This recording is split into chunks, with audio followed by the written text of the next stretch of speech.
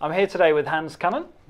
G'day. Welcome to Leenane Templeton. Hans is the Chief Economist for St George Bank and has a huge amount of experience, about 40 years of experience in economics, banking and a whole range of finance and finance areas. So Hans, welcome. Thanks for speaking to our team today about the state of Australian economics.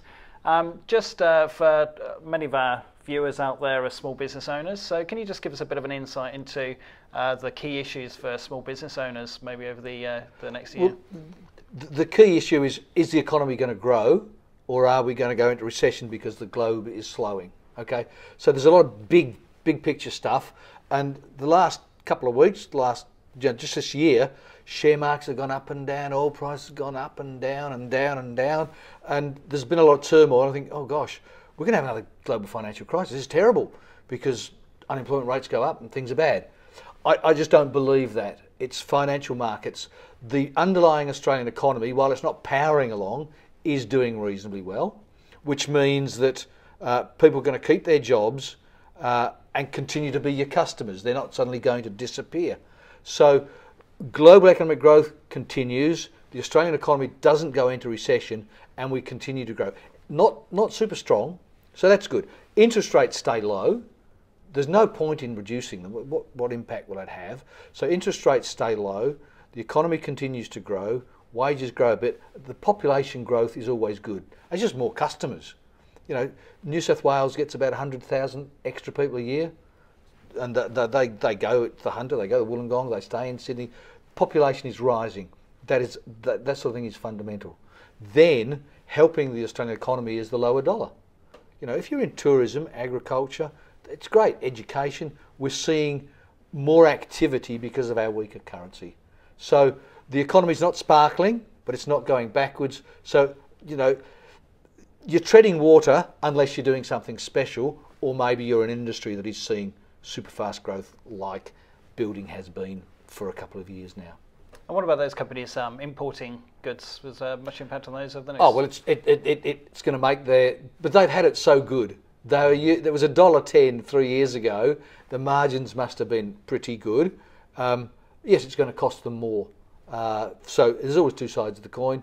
Importers bring in, the costs go up, but competition is strong. So it's not, you know, can they put prices up when wage growth is so sluggish? So it will hurt. It could hurt their margins. No question about that. Can't deny that. But the other side of the coin is we're getting more visitors, so other sectors do fine. Great. So Hans, I've noticed some fixed rates have gone up recently. So yeah. What's the go with that? Well, what's happened? It's banks were in trouble during a GFC. I said, well, how do we make banks safer? They've got to have more capital behind them.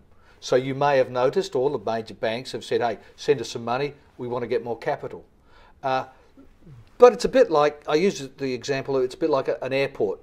Somebody says you want to make an airport stronger, more secure. And we want secure banks, we want secure airports. Okay, so you've got to build an extra fence with more guards, more metal detectors, and that costs money. But there's no extra business. The same number of people come into the bank or come through the airport. So you've got these extra costs. Now, what are you going to do? Well, what most people do is if their costs go up a bit, they see where they can pass it on. So there's extra capital. It makes the bank stronger, like it makes the airport more secure, but it doesn't lift business, so it increased costs, and we've seen that recently in some fixed costs going up a touch because the basic costs of the bank have gone up, and that some of that has to be passed on. You know, there's nothing sinister, it's just business practice. You don't pass it all on, you pass some of it on, see what the market will bear, and what at the end of the day you end up with stronger banks, but you pay for it. Yeah.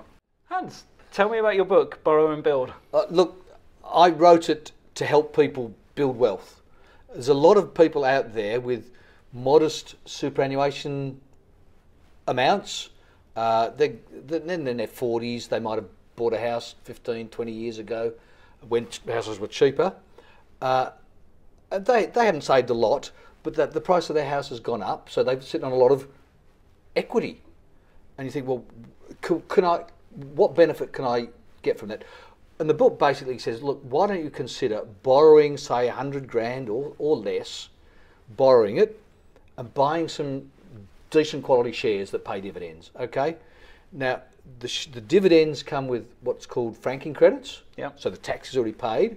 The interest that you borrow is tax deductible, and the two sort of net each other out. So basically, what you're doing, your dividends pay your interest, and you do that over the years.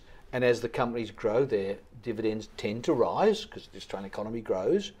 And what you do is you end up paying off that 100 grand or 50 grand or whatever you have borrowed.